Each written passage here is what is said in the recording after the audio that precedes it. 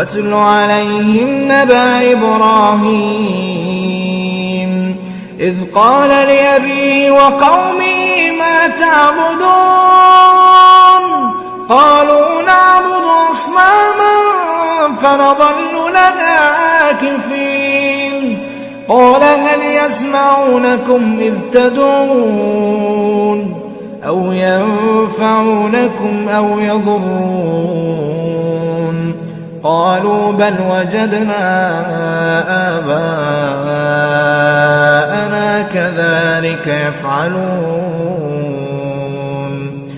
قال أفرأيتم ما كنتم تعبدون أنتم وآباؤكم الأقدمون فإنهم عدو لي إلا رب العالمين الذي خلقني فهو يهدين والذي هو يطعمني ويسقين وإذا مرضت فهو يشفين والذي يميتني ثم يحيين والذي أطمع أن يغفر لي خطيئتي يوم الدين رب هب لي حكما وألحقني بالصالحين واجعل لي لسان صدق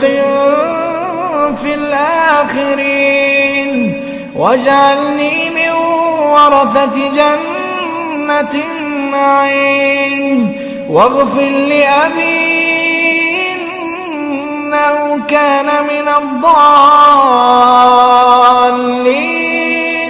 ولا تخزني يوم يبعثون يوم لا ينفع مال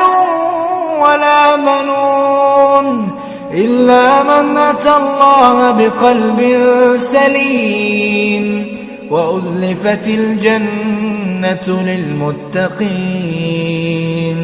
وبرزت الجحيم للغاوين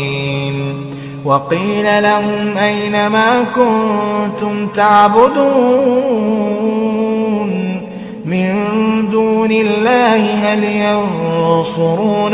أو ينتصرون فكبكبوا فيها هم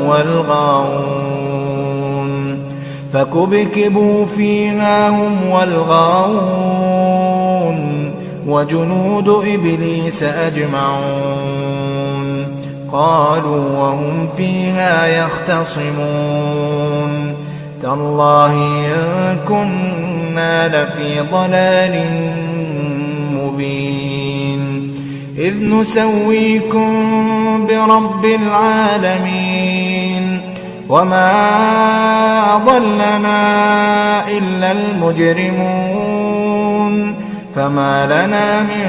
شافعين ولا صديق حميم فلو أن لنا كرة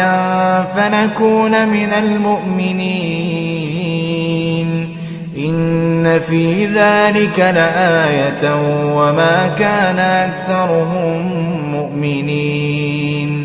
وإن ربك لهو العزيز الرحيم